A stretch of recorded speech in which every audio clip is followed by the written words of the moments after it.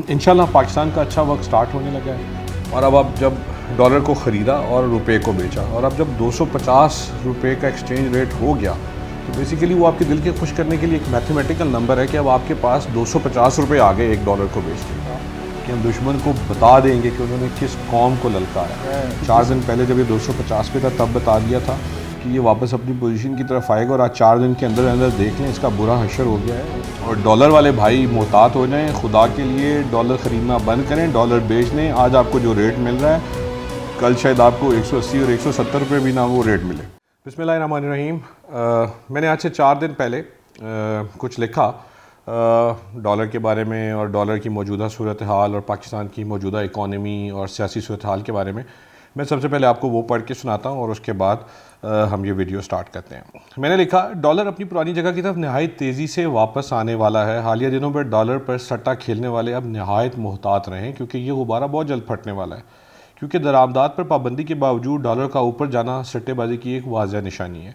सियासी इस्तेहकाम से मुतल्लिक एक अच्छी खबर आने की देर है, और मार्केट में आप लाइनों में लगकर डॉलर बिकता हुआ देखेंगे। कुछ नादेश पाकिस्तान में अपने घटिया फ़ायदे के लिए डॉलर की एक मसनूई किल्लत पैदा करने की कोशिश कर रहे हैं। ऐसा ही एक तमाशा बिटकॉइन के साथ भी हुआ, और आज बिटकॉइन में इन्वेस्ट करने वालों का हशर आप लोगों के सामने है।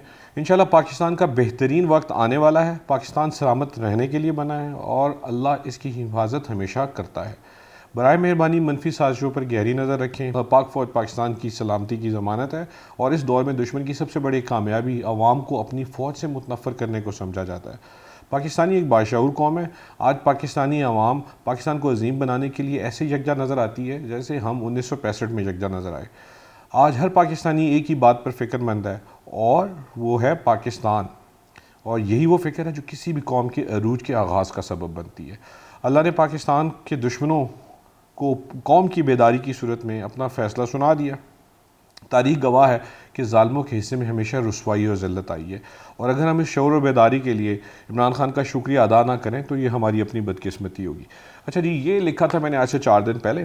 पाकिस्तानी रुपये की प्राइस डॉलर के मुकाबले में तकरीबन 250 रुपये जा रही थी, और मार्केट में बहुत ही ज़्यादा क्योस्क और पैनिक था कि गालबन ये 300 की तरफ जाने लगा है या 350 की तरफ जाने लगा है। 4 दिन पहले मैंने जब ये लिखा, तो आज जब मैं सुबह उठा तो दोस्तों की, जानने वालों की, फैमिली की, साथ काम करने वालों की कॉल्स पे कॉल्स आने लगी कि यार वो तो डॉलर गिर गया है, और डॉलर की प्राइस जो है वो इंटर बैंक में गालबन 223-24 रुपये पे है, और ओपन मार्केट में उससे भी 10 से 11 रुपये सस्ता बिक रहा है। यानी कि आपको ओपन मार्केट में वही डॉलर जो इंटर बैंक में 225 रुपये का है, आपको लोकल मनी चेंजर से ओपन मार्केट से 210-211 रुपये में मिल रहा है। बिकॉज जिन लोगों के पास डॉलर है वो उसको जल्द से जल्द उससे जान छुड़वाना चाहते हैं, बिकॉज अब एक पैनिक है कि डॉलर गिरता जाएगा, और उस पैनिक की वजह से जिन जिन लोगों ने डॉलर को बाय किया हुआ है वो उसको बेच के वापस पाकिस्तानी रुपया ख़रीदना चाहते हैं ताकि नुकसान से बच सकें। तो मेरे बहुत सारे दोस्तों की कॉल्स आई, मेरे पास कुछ लोग मिलने भी आए हैं ऐसे ही, एंड दिस सेट कि जी ना तो IMF की तरफ से कोई लोन अनाउंस हुआ है, ना किसी और कंट्री की तरफ से लोन अनाउंस हुआ है। उसके बावजूद वाकई ही डॉलर का अचानक गिर जाना, बल्कि सियासी सूरत हाल और सियासी खबरें जो हैं वो तो अभी तक बुरी ही चल रही हैं, लेकिन उसके बावजूद स्टॉक एक्सचेंज ने भी इम्प्रूव करना शुरू कर दिया, और डॉलर मतलब एक हैरत अंगेज़ हद तक गिर गया और गिरी जा रहा है। तो उसकी रीज़न क्या है? जब मैं डॉलर गिरने की बात कर रहा हूँ तो बेसिकली मैं पाकिस्तानी रुपए की मजबूती की बात कर रहा हूँ और डॉलर की कमज़ोरी की बात कर रहा हूँ। तो आपको कैसे लगा था 4 दिन पहले कि ये ऐसा हो जाएगा? तो मैं आपको एक सट्टेबाजी की कहानी थोड़ी सी एक्सप्लेन करना चाहता हूँ, और मैं साथ ही साथ आपसे ये भी दरख्वास्त करूँगा कि अगर आप भी आजकल के मौजूदा हालात से बहुत ज़्यादा कंसर्न हैं, आजकल की मौजूदा सियासी और मुआशी हालात से, तो मैं रिक्वेस्ट करूँगा कि ये वीडियो ज़रूर देखें, because this is my first effort. वो भी मेरे दोस्तों के कहने पे मैंने सोचा कि चलें, अगर वतन की किसी तरीके से खिदमत हो सकती है तो हम सबको अपना अपना कंट्रीब्यूशन जो है उस खिदमत में डालना चाहिए। और यही मैंने 4 दिन पहले लिखा भी था कि कौम जिस तरह से आज बेदार नज़र आती है और पाकिस्तान के लिए और पाकिस्तान की तरक्की और पाकिस्तान की मजबूती के लिए यकजा नज़र आती है, वो आज से पहले कभी नज़र नहीं आई। शायद एक दफ़ा 1965 में हमें ये कौम ऐसे नज़र आई थी जैसे आज हम हैं। Everybody is worried for Pakistan, and everybody wants Pakistan to be the back on a track और उसको हम मजबूत और मुस्तहकम करना चाहते हैं। और मैंने 4 दिन पहले भी ये कहा था, और इंशाल्लाह ये वीडियो रिकॉर्ड कराने का मकसद भी है कि आप लोग देखेंगे कि अगले आने वाले चंद हफ्तों, चंद महीनों और फिर उसके बाद सालों में पाकिस्तान आपको मजबूत से मजबूत तर होता नज़र आएगा। सबसे पहले बात करते हैं डॉलर क्यों ऊपर गया, यानी कि पाकिस्तानी रुपया क्यों कमज़ोर हुआ और डॉलर का एक्सचेंज रेट 250 रुपये तक क्यों गया। और अब मैं क्यों कह रहा हूँ कि ये 250 रुपये से वापस अपनी पुरानी पोजीशंस पे जाएगा, 150, 60, 70 वाली पोजीशन पे। मुझे थोड़ा सा क्रिटिक्स का डर ना हो तो मैं ये कहूँगा कि 150 से भी बहुत नीचे। आपने हमेशा सुना होगा कि पाकिस्तान एक वाहिद ऐसा मुल्क है जिसमें पाकिस्तान की हुकूमत बहुत गरीब और पाकिस्तान की आवाम हुकूमत की निस्बत बहुत अमीर है। तो अगर आप देखें पाकिस्तान के ऊपर जो आजकल एक अजाब है कि जी फॉरेन रिज़र्व्स बहुत कम हैं, IMF से लोन चाहिए, चाइना से कुछ लोन आया, दोस्त ममालिक से लोन चाहिए ताकि फ़ॉरेन रिज़र्व बेहतर हों। और फ़ॉरेन रिज़र्व की जो करंट सिचुएशन है शायद 9, 10, 8 अरब डॉलर पाकिस्तान के पास हैं। मेरी ज़ाती राय है, मैंने पहले भी बोला था, जो 4 दिन पहले मैंने जो आर्टिकल लिखा था उसमें बोला था कि ये मेरी ज़ाती राय है, ना तो मैं कोई जेम्स बॉन्ड हूँ, ना ही कोई बाबा और ना ही शेख रशीद साहब। तो ये मेरी ज़ाती राय है और मैं अपनी ज़ाती राय आप लोगों से शेयर करना चाहता हूँ। हम बात कर रहे थे डॉलर के एक्सचेंज रेट के ऊपर जाने की और नीचे आने की, लेकिन आज से 2 या 3 महीने पहले हुकूमत ने पाकिस्तान में लग्जरी आइटम की इंपोर्ट यानी कि बरामदात पर पाबंदी लगा दी। क्यों पाबंदी लगाई कि उस वक्त पाकिस्तान के पास डॉलर्स कम रह गए थे। अब तवक्को ये की जा रही थी, गवर्नमेंट ने एक और स्टेप भी लिया जिसमें पेट्रोल की प्राइसेस को इंक्रीज़ करना था। पेट्रोल की प्राइसेस इंक्रीज़ करने से भी गवर्नमेंट का लॉस कम हो रहा था, उससे भी हुकूमत का लॉस कम होगा और हमारे पास डॉलर रिजर्व या डॉलर को और इकॉनमी को स्ट्रेंथ मिलती। तो हुकूमत ने ये दोनों काम कर डाले, मोबाइल की एक्सपोर्ट्स पर, गाड़ियों की एक्सपोर्ट्स पर, जो CBU यूनिट्स हैं, कम्प्लीटली बिल्ड यूनिट्स हैं, उनके ऊपर कंप्लीट दरामदात पे यानी कि इंपोर्ट्स पे पाबंदी लगा दी। उसके अलावा लग्जरी आइटम्स के ऊपर पाबंदी लगा दी। ऑल्दो कि मैं मुत्तफ़िक नहीं हूँ, बहुत सारी ऐसी चीज़ों के ऊपर भी नॉन एसेंशियल बोल के पाबंदी लगा दी गई, जिनके लगाने से हमारे अब मुल्क की अपनी इकनॉमिक्स बड़ी बुरी तरह से डिस्टर्ब हुई और डिस्टर्ब होने का अंदेशा है, क्योंकि बहुत सारी ऐसी चीज़ें जिनको गवर्नमेंट नॉन एसेंशियल कहती है वो नॉन एसेंशियल नहीं है, वो एसेंशियल हैं। बल एनीवेज़ आज की हमारी बहस ये नहीं है। तो उस टाइम पे गालबन डॉलर 185, 180 और 190 के दरमियान घूम रहा था। तो अब तवक्को ये की जा रही थी कि जैसे ही आपने फ्यूल की प्राइसेस भी बढ़ा दी हैं, एनर्जी प्राइसेस भी बढ़ा दी हैं और साथ में आपने इंपोर्ट्स पर पाबंदी भी लगा दी, तो एक बहुत ह्यूज अमाउंट डेली बेसिस की बुनियाद पे मुल्क से बाहर जा रही थी। क्योंकि डेफिनेटली जब भी आप कोई चीज़ दरामद करेंगे तो उसकी कीमत आपको अदा करनी है, जो कि डॉलर्स में है, और वो डॉलर्स पाकिस्तान से बाहर चले जाते हैं और पाकिस्तान के बैंकों के पास डॉलर्स और कम हो जाते हैं। और law of demand and supply ये कहता है कि जो चीज़ की सप्लाई जितनी कम होती जाएगी और डिमांड जितनी ज़्यादा बढ़ती जाएगी तो वो चीज़ महंगी होती जाएगी, और डॉलर महंगा हो रहा था। अब इंपोर्ट पे पाबंदी लगा देने के बाद और एनर्जी प्राइसेस बढ़ा देने के बाद और फ्यूल प्राइसेस बढ़ा देने के बाद डॉलर को वापस नीचे की तरफ आना था। लेकिन अनफॉर्चुनेटली पाकिस्तान में मौजूद ऐसे बहुत सारे अनासर हैं जो सट्टा खेल रहे होते हैं, फ़ायदा उठाने की कोशिश कर रहे होते हैं। यदि डॉलर महंगा हो जाएगा तो हम आज डॉलर 188 का ख़रीद लेते हैं, कल 190 या 95 या 200 रुपये का बेच देंगे तो हमें $1 के पीछे 12 रुपये का फ़ायदा हो जाएगा, या 250 पे चला जाएगा तो बहुत ज़्यादा फ़ायदा हो जाएगा। हालांकि वो फ़ायदा नहीं होता, बिकॉज जब आप वो डॉलर बेच के दोबारा रुपया लेंगे तो आपने एक मजबूत रुपया 180 रुपये का रुपया था जब जिसकी वैल्यू थी, और अब आप जब डॉलर को ख़रीदा और रुपये को बेचा, और अब जब 250 रुपये का एक्सचेंज रेट हो गया तो बेसिकली वो आपके दिल के खुश करने के लिए एक मैथमेटिकल नंबर है कि अब आपके पास 250 रुपये आ गए $1 को बेच के। लेकिन आप इस बात को भूल रहे हैं कि उस 250 रुपये की वैल्यू अब वो भी नहीं रही जो 180 रुपये थी। तो चाहे आप डॉलर ख़रीदें और ख़रीदते जाएं और उसको महंगा करके बेचते जाएं, तो उससे मुल्क का बेड़ा गर्क तो ज़रूर होगा, लेकिन आपको कोई फ़ायदा नहीं होगा, क्योंकि वही चीज़ जब डॉलर 180 रुपये का था या 150 रुपये का था, अब आपको वही चीज़ 250 रुपये वाले पीरियड में बहुत महंगी मिल रही है। तो एट दी एंड तो आपने उस पैसे को इस्तेमाल ही करना है। तो डॉलर में वो सट्टा चलता रहा, जिसके साथ डॉलर ऊपर गया। अब जब 250 पे आया तो मैंने मतलब अपनी जो मेरी ज़ाती राय थी, जो मेरे ज़ाती एनालिसिस थे, वो मैं जानता हूँ इन्वेस्टर्स को पाकिस्तान में होता क्या है। अनफॉर्चुनेटली हम वो कौम है कि जब प्रॉपर्टी की फाइल्स के पीछे लगते हैं तो हम ऐसे पीछे लग जाते हैं कि हम सब कुछ भूल जाते हैं। किसी सोसाइटी के फॉर्म्स के पीछे लगते हैं तो सर फटना शुरू हो जाते हैं सोसाइटी के बाहर, और वो फॉर्म्स ख़रीद रहे होते हैं जी कि ये फॉर्म आज 5,000 का है, कल 10 का होगा, 50 का होगा। तो same happened with the dollar. और यही वजह थी कि 4 दिन पहले मुझे लगा कि एक भी सियासी इस्तेकाम से रिलेटेड ख़बर आ गई तो डॉलर जो है वो बिल्कुल जैसे आसमान से पत्थर ज़मीन की तरफ गिरता है, इसका एक्सचेंज रेट भी ऐसे गिरेगा।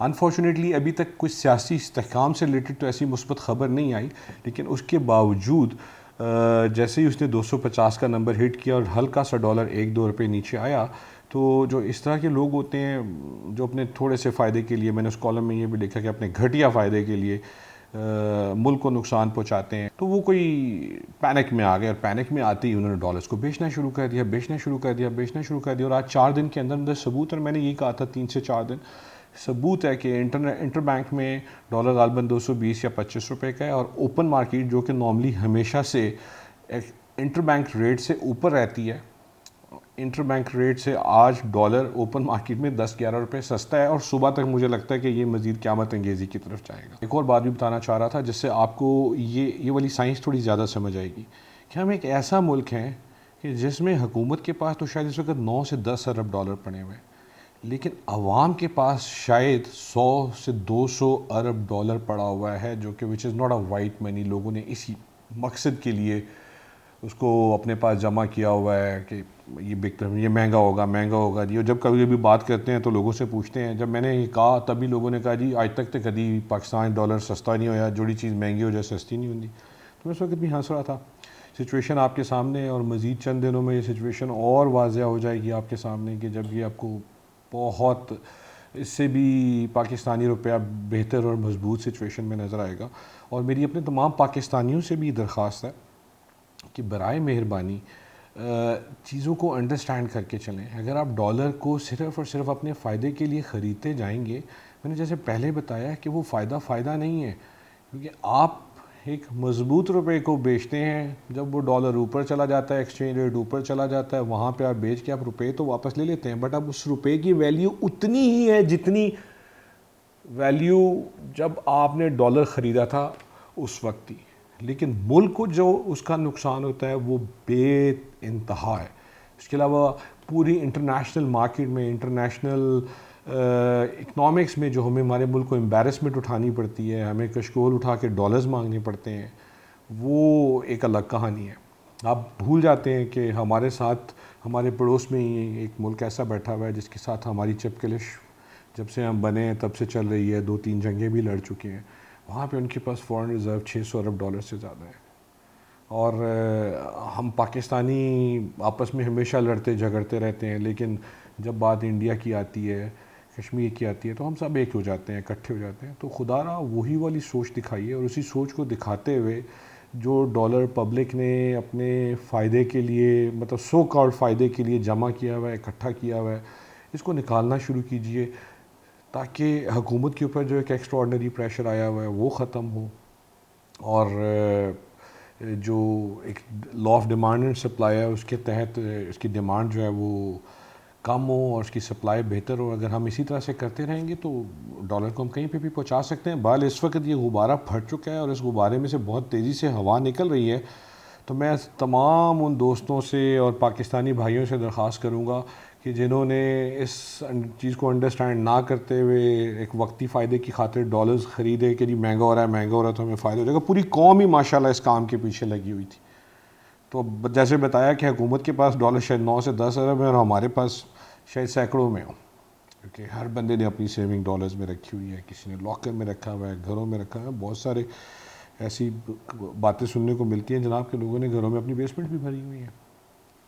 तो इंशाल्लाह पाकिस्तान का अच्छा वक्त स्टार्ट होने लगा है बहुत जल्दी, और ये तमाम लोग जिन्होंने डॉलर्स इकट्ठे किए हुए हैं, अगर कोई भी एक पॉलिटिकल स्टेबिलिटी से रिलेटेड अच्छी खबर आ गई, और एक तो ऑलरेडी इस बारे में से हवा निकलना शुरू हो गई है, लेकिन इमेजिन करें कि कोई एक अच्छी खबर आ जाती है कि किसी दोस्त मुल्क से हमें बहुत अच्छे पैसे मिल रहे हैं, या जनरल इलेक्शन अनाउंस होने जा रहे हैं, या क्योंकि पाकिस्तान के थिंक टैंक्स भी बैठे हुए इस सिचुएशन को कंट्रोल करने की कोशिश कर रहे हैं, तो ऐसी कोई सिचुएशन आ जाती है तो वही डॉलर जो गालबन आपने 240, 30 या 20 रुपए का ख़रीदा था, खुदा न खास्ता आपको 150 या 120 रुपए का ना बेचना पड़ जाए।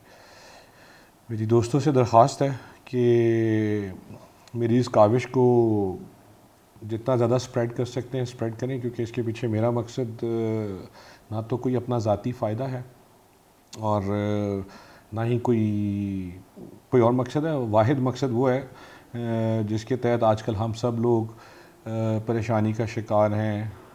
पाकिस्तान में एक अनसर्टेनिटी है कि खुदा न खास्ता क्या हो जाएगा, खुदा न खास्ता क्या हो जाएगा, पाकिस्तान कहीं डिफ़ॉल्ट कर जाएगा, ऐसा हो जाएगा। तो उन तमाम दोस्तों से भी दरख्वास्त है कि ऐसा कुछ नहीं होने वाला। हम अल्हम्दुलिल्लाह पाकिस्तानी दुनिया की 5वीं बड़ी नेशन है as per the population.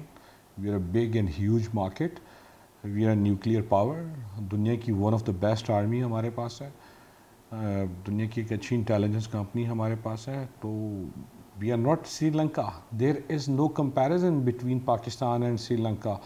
The people I don't understand कि बहुत सारे ऐसे लोग टीवी में बैठ के हमें श्रीलंका के साथ कंपेयर कर रहे होते हैं। श्रीलंका के साथ पाकिस्तान को कंपेयर करना ऐसे ही है जैसे आप ज़मीन को आसमान के साथ कंपेयर करते हैं। मैं माज़रत चाहूँगा, मेरा मकसद गालिबन अपने श्रीलंकन दोस्तों को ये दिल आज़ारी करना नहीं है, लेकिन मैं एक रियलिटी समझाना चाह रहा हूँ तमाम लोगों को कि श्रीलंका के साथ पाकिस्तान का कंपैरिजन नहीं किया जा सकता। जैसे आप पाकिस्तान का कंपैरिजन चाइना के साथ नहीं कर सकते, इसी तरह से आप पाकिस्तान की इकॉनमी का कंपैरिजन श्रीलंका के साथ नहीं कर सकते। श्रीलंका एक टूरिस्ट स्टेट थी जहाँ पे इनकी मैक्सिमम इनकम जो थी वो टूरिज़म से आती थी। करप्शन वहाँ पे भी थी, वहाँ का भी पॉलिटिकल सिस्टम हमारे पॉलिटिकल सिस्टम से मिलता जुलता था। लेकिन जो उनके कोलैप्स करने की सबसे बड़ी रीज़न है वो कोविड था, कोविड-19, क्योंकि वहाँ की मैक्सिमम इनकम जो थी वो वहाँ पे उनके पास डॉलर्स आ रहे थे सारे के सारे टूरिस्ट से, जो दुनिया भर से टूरिस्ट श्रीलंका में आते थे, because it was a cheap place, it was a nice natural place. तो कोविड में 2 साल उनकी जो टूरिज़्म इंडस्ट्री है वो इतनी बुरी तरह से हिट हुई कि they could not survive. Pakistan में ऐसी सिचुएशन नहीं है। इसके अलावा मैं हुकूमती, अब मुझे नहीं पता कि जी आपको मेरी ये काविश कितनी पसंद आएगी, लेकिन हर बंदे का काम है कि वो अपनी कोशिश करता रहे, अपना कंट्रीब्यूशन देता रहे। तो अगर हम अपना कंट्रीब्यूशन देते रहेंगे तो उम्मीद है कि मुझे देख के और लोग भी इस तरह के कंट्रीब्यूशन में आएंगे। अगर आप इस चीज़ को बाकी लोगों तक स्प्रेड करेंगे through your Facebook accounts, through your WhatsApp groups, तो होगा क्या कि ऐसे लोग जो डॉलर को इकट्ठा कर करके एक मुसीबत बना रहे थे मुल्क के लिए, उन तक मैसेज पहुंचेगा, थोड़ा सा वो इस रियलिटी को भी अंडरस्टैंड करेंगे, थोड़ा सा खौफ महसूस करेंगे और मार्केट में और ज़्यादा डॉलर आएगा। उनको हमने कोशिश कर रहे हैं, समझा रहे हैं, बता रहे हैं कि ये गिर रहा है। 4 दिन पहले जब ये 250 पे था तब बता दिया था कि ये वापस अपनी पोजीशन की तरफ आएगा, और आज 4 दिन के अंदर अंदर देख लें इसका बुरा हशर हो गया है। उन लोगों का बुरा हशर, मैं ऐसे बहुत सारे लोगों को जानता हूँ जिन्होंने 250 पे डॉलर ख़रीद लिया, 100 पे कि अब ये 300 पे जाएगा। अब उनको वही डॉलर मार्केट में, वो यही वजह मैंने आपको बताई कि इंटरबैंक में रेट जो है हमारे पास 225-26 आ रहा है, और मार्केट में लोग 211-212 रुपये में डॉलर बेचने के लिए बार बार कॉल्स और मैसेजेस कर रहे हैं कि अब इतने डॉलर हैं, इतने डॉलर ले लें। कल जब वो इंटरबैंक रेट और कम होगा तो शायद वो इससे भी नीचे देना पड़ जाएंगे। तो आप बताएं कि उन लोगों ने कितना ज़्यादा नुकसान किया अपना, और कितनी ज़्यादा परेशानी ली अपने लिए। और ये बहुत तेज़ी से ये सिलसिला चलेगा और dollar will go back to its actual position. हुकूमत से भी मेरी दरख्वास्त है, अपार्ट फ्रॉम सियासी वाबस्तगियाँ, चाहे आपकी वाबस्तगी, हम लोगों की वाबस्तगियाँ PTI से हों, पीपल्स पार्टी से हों, नून लीग से हों, इस वक्त टाइम है कि हम सब एक हो जाएं। एटलीस्ट एक मिसाक मुईशत कर लीजिए जिसमें तमाम पॉलिटिकल पार्टियां अपनी पॉलिटिकल वॉर लड़ती रहें, लेकिन हर पार्टी की तरफ से फाइनेंस और इकॉनमी को समझने वाले लोग एक साथ बैठ जाएं और सिर्फ अगर एक एलामिया ही जारी कर दें कि हम तमाम लोग पाकिस्तान की इकॉनमी से रिलेटेड इशू के लिए इकट्ठे हैं और हम लोगों ने एक थिंक टैंक बना दिया है और हम पाकिस्तान की इकॉनमी से रिलेटेड मसाइल को टेबल पे बैठ के हल करेंगे और तमाम लोग कंट्रीब्यूशन देंगे, तो यकीन कीजिए ये जो सट्टेबाज हैं और ये जो सट्टेबाजों के गुब्बारे हैं, इनमें से एक दिन में हवा निकल जाएगी और मार्केट में आपके पास डॉलर 150 से 60 रुपए में आपको इजीली अवेलेबल हो रहा होगा। उसके अलावा फिर उसको इससे नीचे ले जाने के भी हल हैं, जो मैं देखूंगा और कोशिश करूंगा कि मैं दोबारा एक ऐसी वीडियो रिकॉर्ड करके गवर्नमेंट को अपनी वो सजेशन दे सकूं। पहले भी 2 दफ़ा शायद इस वीडियो में बता चुका हूँ कि हम ऐसा मुल्क हैं कि जिसमें हुकूमत के पास 9 से 10 अरब डॉलर या कभी शायद 8 अरब डॉलर की भी आवाज़ आई है, और पब्लिक में अगर जाएँ तो 150, 200, 250 अरब डॉलर पब्लिक के पास मौजूद है। कोई भी एमनेस्टी स्कीम लॉन्च की जा सकती है, कोई इंसेंटिव ऑफ़र किया जा सकता है पब्लिक को कि जनाब आप डॉलर्स अपने बैंक अकाउंट्स में रखें और उसके अगेंस्ट आप उन्हें, जो हमारे सराइकी साइड पर बहुत सारी गैर आबाद ज़मीनें पड़ी हैं, अच्छे अच्छे डिपॉजिट के ऊपर आप अच्छे अच्छे इंसेंटिव रख दें कि आप उन्हें 100 साल के लिए, 50 साल के लिए वो ज़मीनें लीज़ पे दे रहे हैं। इससे आपको दो फ़ायदे होंगे। एक तो आपके पास इतना ज़्यादा डॉलर इकट्ठा हो जाएगा कि आपके ऊपर ये जो बहुत सारे प्रेशर्स हैं एक दिन में ख़त्म हो जाएंगे, और दूसरी तरफ आपकी गैर आबाद ज़मीनों को वही इन्वेस्टर्स, वही साहिब सरवत और साहिब हैसियत लोग आबाद कर देंगे। और आबाद करने से क्या होगा कि जब वो ज़मीनें आबाद होंगी वहाँ पे क्रॉप्स होंगी। आप कानून बना देंगे, बड़ा सख्त कानून बनाएं, उसमें ईमानदार किस्म के इदारों को और ऑफिसर्स को इन्वॉल्व करें, चेक एंड बैलेंस रखें कि जनाब ये जो ज़मीन दी जा रही है ये ज़मीन फ़कत और फ़कत एग्रीकल्चर पर्पज़ के लिए दी जा रही है। तो होगा कि आपको डबल फ़ायदा, एक तो आपके बैंकों में डॉलर आ गए, आपके ऊपर से डॉलर का प्रेशर हट गया, दूसरी तरफ आपकी गैर आबाद ज़मीनें आबाद हो गई, और जब वो आबाद होंगी वहाँ पे बम्पर किस्म की क्रॉप्स होंगी, और वो जो क्रॉप्स होंगी आप उनको बेचें दुनिया को, और बेच के वंस अगेन मज़ीद डॉलर कमाएँ। सो ऐसे कई इंसेंटिव ला सकते हैं, आपको कहीं बाहर जाने की ज़रूरत नहीं है। आपको IMF, दोस्त ममालिक जाएं, आप एमरजेंसी के लिए जा सकते हैं, जाना चाहिए आपको, लेकिन लॉन्ग टर्म पॉलिसी एक थिंक टैंक बनाएं, अपने थिंक टैंक्स को बताएं कि दुनिया भर के ओवरसीज़ पाकिस्तानीज़ को आप इस तरह की स्कीम्स के लिए अलग से ट्रैक कर सकते हैं, और उसके साथ साथ आपके जो आपको ओवरसीज़ पाकिस्तानियों की भी ज़रूरत नहीं है, यकीन जानिए आपके पाकिस्तान में इतने लोग मौजूद हैं कि आप ये सब कुछ बड़े आराम से अचीव कर सकते हैं। आप कंस्ट्रक्शन में, बिल्डिंग कंस्ट्रक्ट करने में एमनेस्टी दें, पिछली गवर्नमेंट में दी भी गई। आप एग्रीकल्चर के लिए एमनेस्टी दें, डॉलर डिपॉजिट कराएं, लोगों को ज़मीनें दें, वो ज़मीनों को आबाद करेंगे, वहाँ पे एग्रीकल्चर करेंगे, वही एग्रीकल्चर की जो क्रॉप, चावल, गन्ना, चीनी बनेगी, उससे गंदम आएगी, उसको आप एक्सपोर्ट करें, एक्सपोर्ट करके डॉलर्स कमाएँ। आप इंडस्ट्रीज़ को ठीक करें, इंडस्ट्री को ठीक करने में टाइम लगता है बहुत ज़्यादा, लेकिन जो आपकी ये क्रॉप्स वाली चीज़ है ये तो बहुत जल्दी की जा सकती है। उसके अलावा आप अपने टूरिज़्म को बेहतर करें। अगर आप बेहतर नहीं कर सकते, आपके पास इंफ्रास्ट्रक्चर नहीं है, इतने स्किल्ड लोग नहीं हैं, तो इंटरनेशनल कंपनीज़ को पकड़ें, उन्हें आप कहें कि जनाब आप हमारे पास आएँ, इतना पैसा डिपॉजिट कराएं पाकिस्तान में, हम आपको अगले 10 साल के लिए इस एरिया के टूरिज़्म राइट्स दे रहे हैं, यहाँ पे आके आप चेयर लिफ्ट लगाएं, आप स्पोर्ट्स एडवेंचर्स बनाएं, आप ये करें, और यहाँ से आपके पास जितनी अर्निंग आएगी that will be a tax free earning. आप वो अर्निंग कमाएं, हम उसमें कोई टैक्स चार्ज नहीं करेंगे। तो 10-20 अरब डॉलर तो आपके पास सिर्फ नॉर्दर्न एरियाज़ में इंटरनेशनल इन्वेस्टमेंट्स आ जाएंगी, बजाय इसके कि आप अपने कहीं पे जाके कशकोल लेके चीज़ें पैसे मांग रहे हो। मेरा ख्याल है कि आप वो चीज़ ऐसी अचीव करें। So there are many things like that. मेरी इल्तिजा है, दरख्वास्त है तमाम बाकी भी पाकिस्तानी भाइयों से कि भाई कैमरा तो आजकल एक ऐसा हथियार है जो हर आदमी के पास है। आप जिस तरह से भी कोशिश करें, अपने आइडियाज़ को रिकॉर्ड करवाएं, अपलोड करें, हुकूमत तक पहुंचाएं और एक अवेयरनेस क्रिएट करें। ये वो टाइम है जिस टाइम में हम सब लोगों को इकट्ठा होने की ज़रूरत है। मुझे 1965 में अयूब ख़ान की रेडियो पाकिस्तान पर चलने वाली वो तकरीर आज भी याद है कि जिसमें उन्होंने कहा था कि हम दुश्मन को बता देंगे कि उन्होंने किस कौम को ललकारा है। So this is again a time कि हमने बताना है कि हम कौन सी कौम है, हम पाकिस्तानी हैं। रात को मेरी एक दोस्त से बात हो रही थी एंड क्या कमाल का कॉम्प्लीमेंट दिया उन्होंने पाकिस्तानियों को और पाकिस्तान को। अमेरिका में थे, रात को मैंने कॉल की, और आजकल क्या होता है जब आप पहली कॉल करते हैं तो आपकी कोशिश ये होती है कि आप यही गॉसिप करते हैं कि यार क्या बनेगा, क्या हो रहा है। तो ही सेड यार Pakistan is a roller coaster, you never know what Pakistanis can do. आप रात को उठें तो ये ज़मीन पे होंगे, सुबह आपको पता चलेगा कि आसमान पे हैं। सो ही सेड कि Pakistan is a roller coaster. And बड़ी मज़े की लगी मुझे बात। बाल जी, तमाम लोग अपने खुदा पर भरोसा रखें, अपने ईमान को कामिल रखें और इंशाल्लाह Pakistan is going to rise and this video is going to be a history कि जब इस वीडियो को हम साल 2 साल 3 साल बाद, ये शायद मेरे ही बच्चे देख रहे होंगे, तो मज़ा आएगा देखने का कि उस वक्त पाकिस्तान एक बहुत अजीम पाकिस्तान होगा, हमारी इकॉनमी बहुत बेहतर होगी, क्योंकि हमने law of big numbers, maths का एक लॉ है जिसको आप लॉ ऑफ बिग नंबर्स कहते हैं कि जब एक चीज़ अपने इंतहा को पहुंच जाती है, चाहे वो इंतहा बुलंदी की तरफ हो या नीचे की तरफ हो, सो वहाँ से सिर्फ और सिर्फ टर्न बैक ही होता है। तो इंशाल्लाह Pakistan is going to be great. और डॉलर वाले भाई मोहतात हो जाएं, खुदा के लिए डॉलर ख़रीदना बंद करें, डॉलर बेच दें। आज आपको जो रेट मिल रहा है, कल शायद आपको 180 और 170 रुपये भी ना वो रेट मिले। तो जितना जल्दी हो सके इस बीमारी से अपनी जान छुड़वाइए। पाकिस्तान जिंदाबाद।